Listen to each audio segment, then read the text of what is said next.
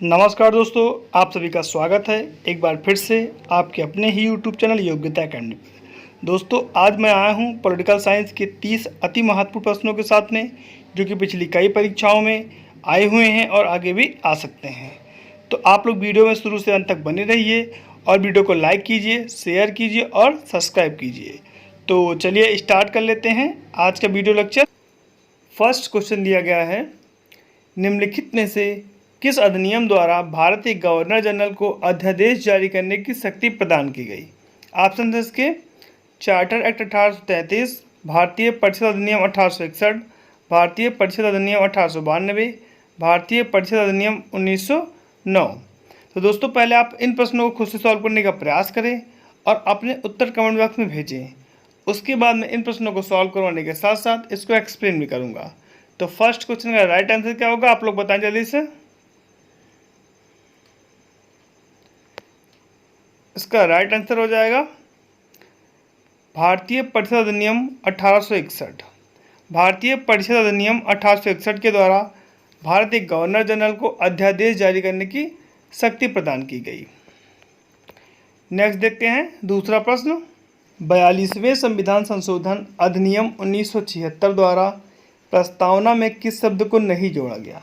Option है इसके धर्मनिरपेक्ष, समाजवादी, गुटनिरपेक्ष, एकता और अखंडता। तो सही उत्तर क्या होगा इसका, आप लोग बताएं। इसका सही उत्तर हो जाएगा सी ऑप्शन, गुटनिरपेक्ष।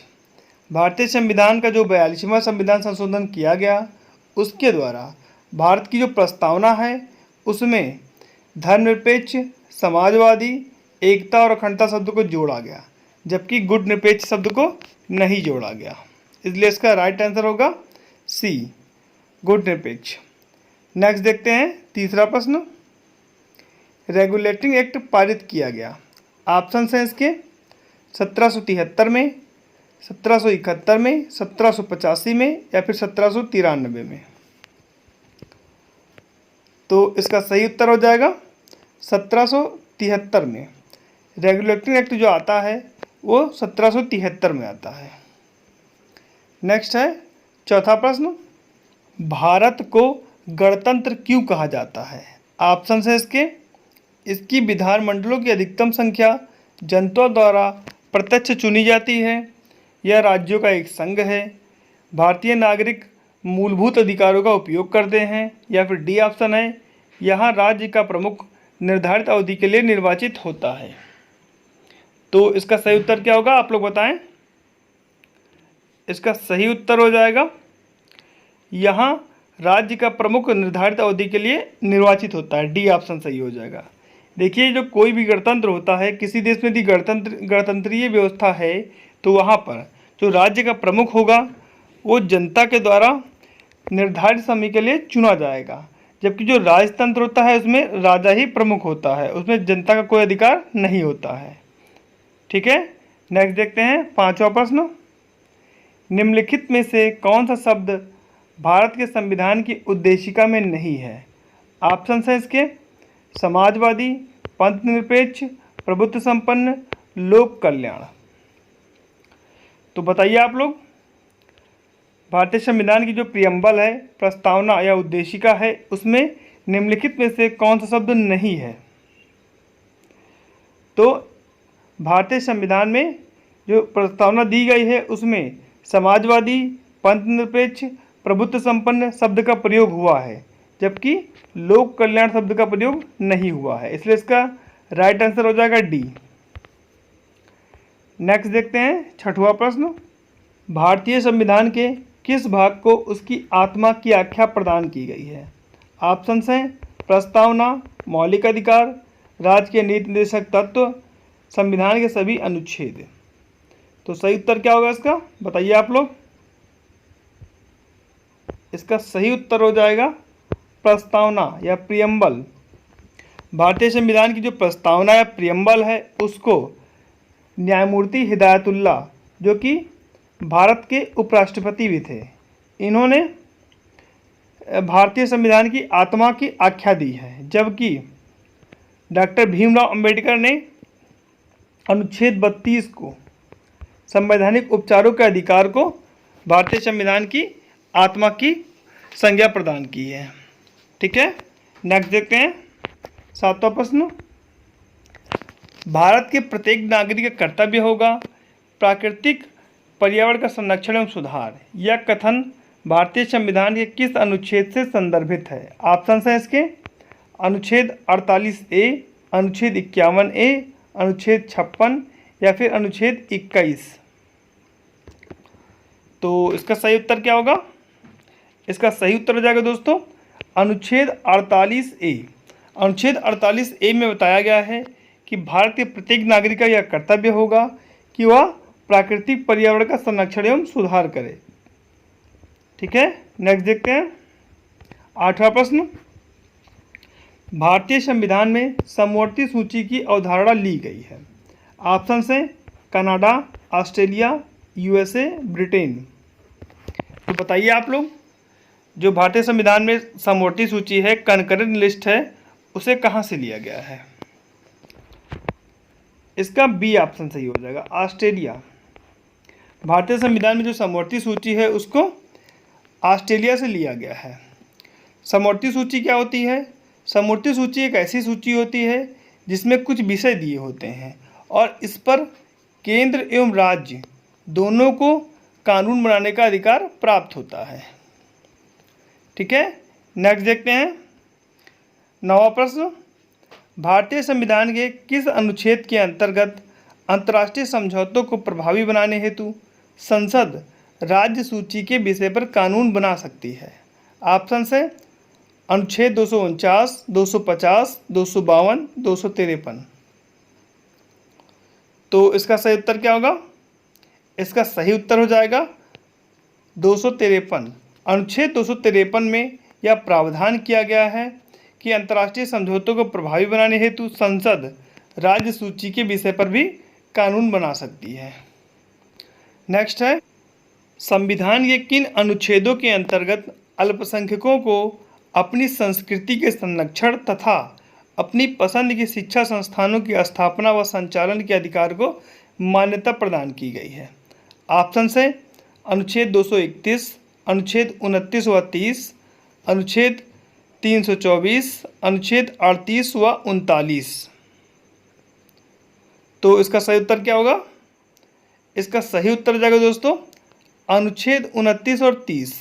अनुच्छेद 29 और 30 में अल्पसंख्यकों को अपनी संस्कृति के संरक्षण तथा अपनी पसंद के शिक्षा संस्थानों की स्थापना एवं संचालन का अधिकार प्राप्त है। नेक्स्ट है 11वां प्रश्न। भारतीय संविधान की कौन सी विशेष व्यवस्था इंग्लैंड से ली गई है? ऑप्शन है संसदीय प्रणाली, संघीय प्रणाली, मूल अधिकार, सर्वोच्च न्यायपालिका। तो इसका राइट आंसर होगा संसदीय प्रणाली। भारतीय संविधान में जो संसदीय प्रणाली ली गई है उसे इंग्लैंड से लिया गया है। ठीक है, नेक्स्ट देखते हैं 12वां प्रश्न। भारतीय संविधान का सबसे बड़ा एकाकी स्रोत है?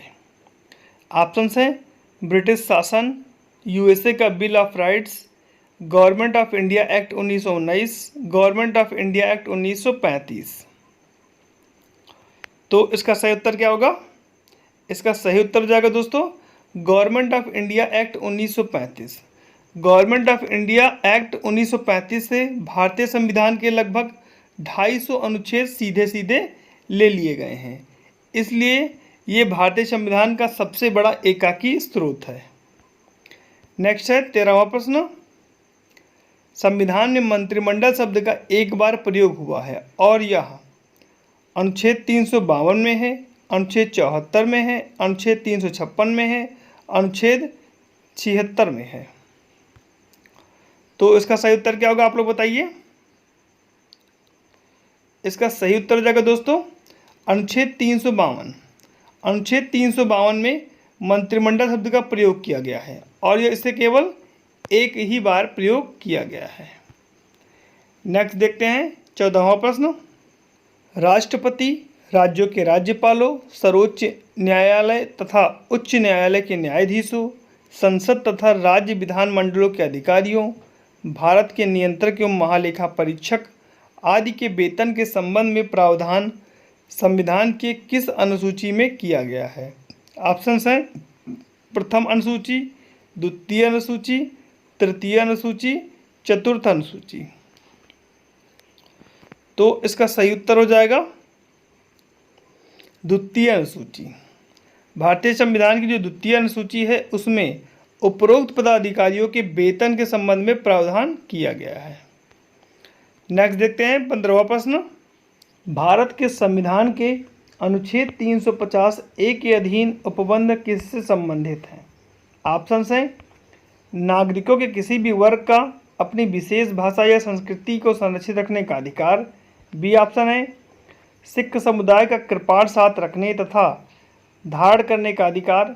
सी ऑप्शन है प्राथमिक स्तर पर मातृभाषा में शिक्षा की सुविधाओं की व्यवस्था करने का उपबंध। या फिर डी ऑप्शन है अल्पसंख्यक प्रबंधित शिक्षण संस्थानों को राज्य से प्राप्त होने वाली सहायता में भेदभाव से मुक्ति। तो इसका सही उत्तर क्या होगा? इसका सही उत्तर हो जाएगा दोस्तों सी ऑप्शन सही होगा इसका। भारतीय संविधान के अनुच्छेद 350 ए के अधीन प्राथमिक स्तर पर मातृभाषा में शिक्षा की सुविधाओं की व्यवस्था करने का उपबंध किया गया है। नेक्स्ट देखते हैं 16वां प्रश्न। संविधान के किस अनुच्छेद में हिंदी भाषा के विकास के लिए निर्देश दिया गया है? ऑप्शंस हैं अनुच्छेद 350, अनुच्छेद 336, अनुच्छेद 343, अनुच्छेद 351। तो इसका सही उत्तर क्या होगा? इसका सही उत्तर हो जाएगा दोस्तों अनुच्छेद 351। भारतीय संविधान के अनुच्छेद 351 में हिंदी भाषा के विकास के लिए निर्देश दिया गया है। नेक्स्ट है 17वां प्रश्न। पंचायती राज संस्थानों के संगठन के 2 स्तर होने का सुझाव दिया। ऑप्शंस हैं अशोक मेहता समिति ने, सादिक अली समिति ने, राजभंडार समिति ने, सरकारिया आयोग रिपोर्ट में। तो इसका सही उत्तर होगा अशोक मेहता समिति।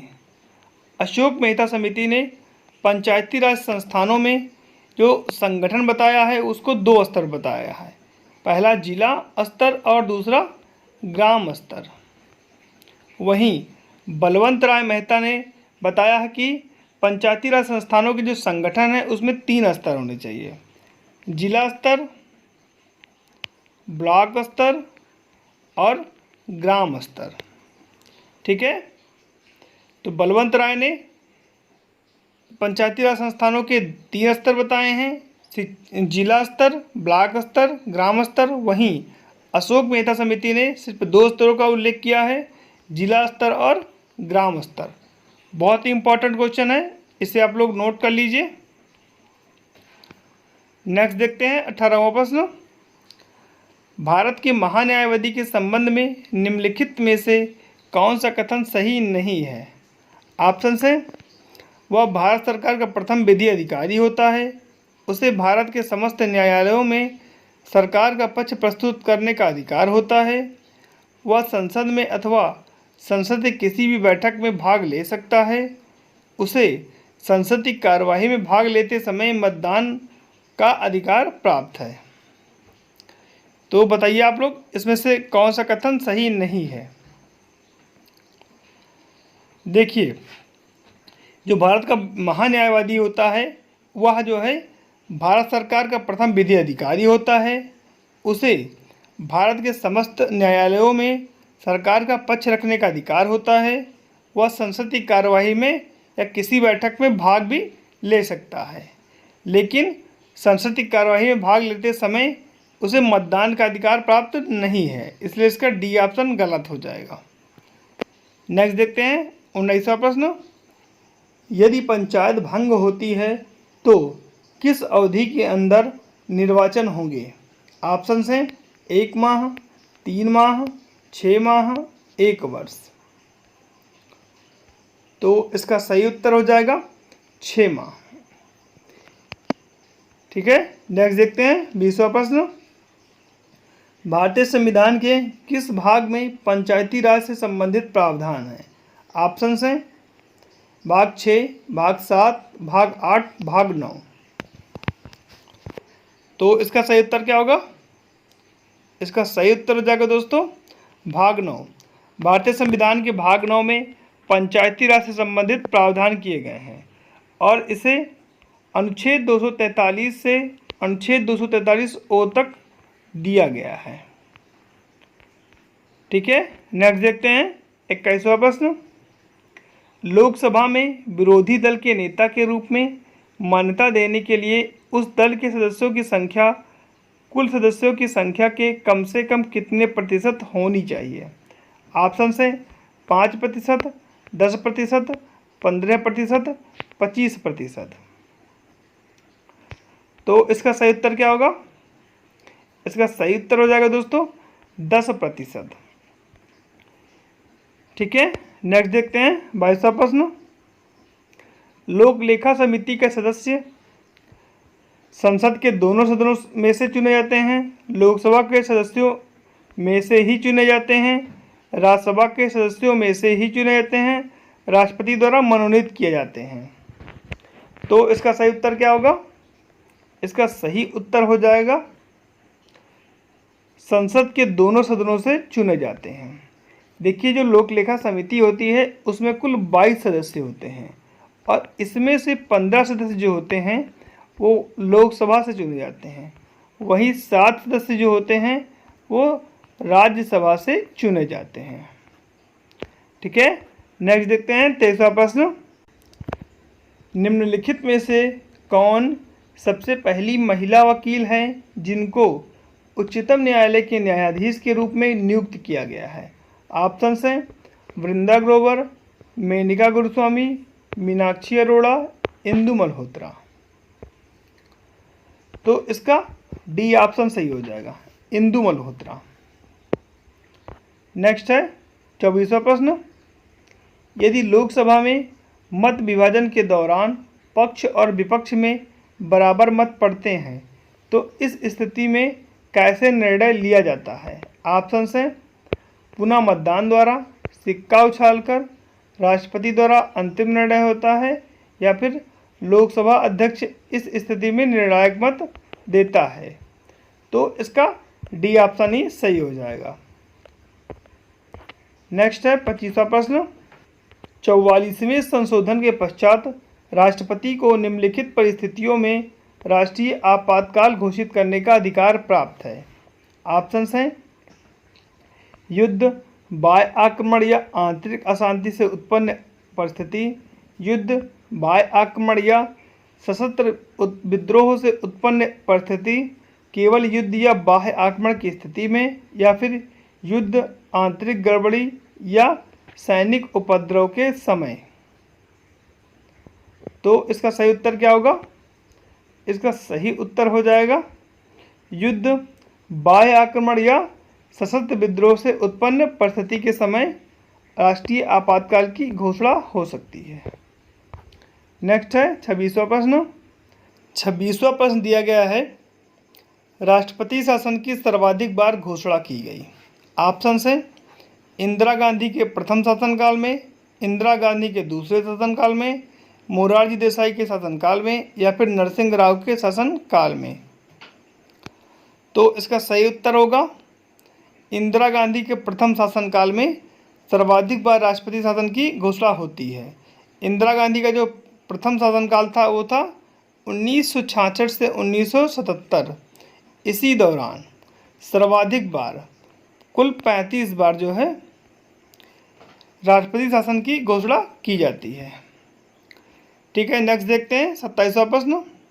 विधान परिषद साधारण विधेयक को अधिक से अधिक 2 माह तक रोक कर रख सकती है, 3 माह तक रोक कर रख सकती है, 4 माह तक रोक कर रख सकती है या फिर 6 माह तक रोक कर रख सकती है। तो इसका सही उत्तर क्या होगा? इसका सही उत्तर हो जाएगा दोस्तों 4 माह तक रोक कर रख सकती है। विधान परिषद साधारण विधेयक को अधिक से अधिक 4 माह तक अपने पास रख सकती है। नेक्स्ट है 28वां प्रश्न। 15वें वित्त आयोग के अध्यक्ष कौन है? ऑप्शन हैं DT Lakdawala, doctor C Rangarajan, NK Singh, Vijay Kelkar. तो इसका सही उत्तर क्या होगा? इसका सही उत्तर हो जाएगा दोस्तों NK सिंह। 15वें वित्त आयोग के अध्यक्ष जो हैं वो NK सिंह हैं।